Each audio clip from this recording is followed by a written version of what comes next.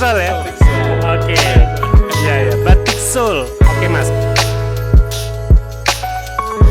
Batik itu kan heritage kita ya, heritage Indonesia juga, tradisi kita. Jadi kita pengen bawa itu nggak cuma sekedar fashion atau kayak just something you see, tapi itu juga kan seni dan juga art ya. Dan kita mau incorporate itu ke dalam musical instrument yaitu gitar.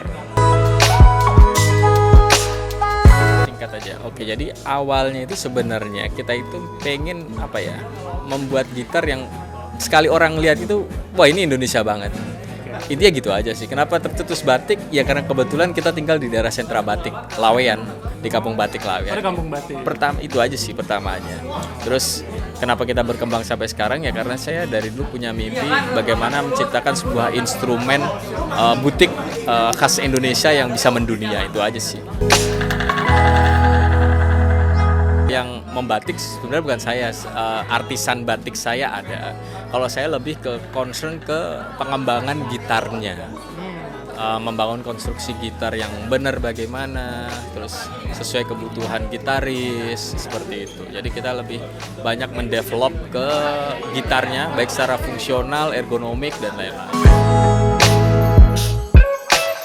Ya nggak bisa dipungkiri memang instrumen-instrumen alat musik terutama gitar ya itu memang nggak bisa dipungkiri semakin kualitas kayunya semakin bagus, gritnya semakin bagus tentu suara yang dihasilkan juga bagus, tapi juga harus diimbangi dengan konstruksi gitar yang benar. Semua karena gitar itu suatu kesatuan ya, misalnya secara konstruksi bodi benar ternyata bangun necknya salah ya kita nggak jadi. Gitarnya benar, hardware-nya nggak maksimal juga nggak bisa maksimal. Jadi semua harus satu kesatuan gitu. Jadi kalau kita bicara kayu ya itu the important thing. Jadi memang itu yang paling utama sebenarnya. Jadi memang kayu bagus itu emang nggak bisa bohong. Dari kayu yang bagus itu bisa kita hasilkan yang instrumen yang bagus juga. Kita nggak usah bicara nominal lah ya, tapi yang pasti sekarang gitar kita itu sudah dipakai lebih dari 200 musisi di seluruh dunia, termasuk Indonesia. Jujur pertama kali ngekspor itu saya sebenarnya udah lupa.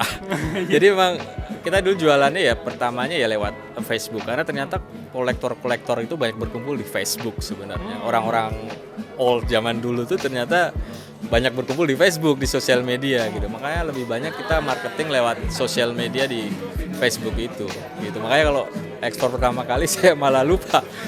Ya, yang pasti kita mulai pertama ekspor. Kalau orangnya kita lupa, tapi pertama kali ekspor kita itu tahun 2015 akhir atau 2016 awal. Negara mana tuh Mas kalau boleh? Pertama itu Belanda.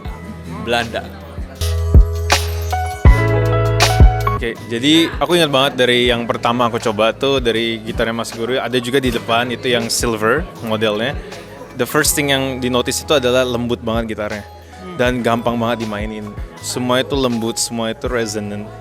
Dan semua orang tuh yang udah nyobain itu bilang nyaman. Dan itu yang paling penting kayaknya. Kalau di listing di website kita tuh ya starting price di $1.800 sebenarnya. Ya, tapi semua optional itu starting price karena memang rata-rata satu gitar itu kita bisa memakan waktu sekitar 1,5 bulan untuk pembuatannya. Ya. Udah kayak bikin keris ya Mas. Maksudnya ini benar-benar dibuat se-perfect mungkin gitu ya.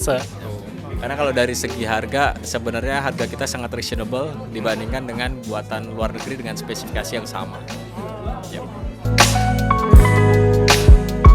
Bisa kunjungi website kita di www.batikguitar.com atau follow Instagram kita di @batikguitar atau bisa langsung hubungi Batik Soul Galeri Jakarta The Jazz, nanti bisa langsung juga sebagai authorized partner kita di Jakarta. Oh, berarti bisa langsung ke The Jazz aja ya untuk ngeliat nih bareng ya? Semuanya Nyobain, milih kayu, nanti kedepannya bisa di Batik Soul Galeri Jakarta.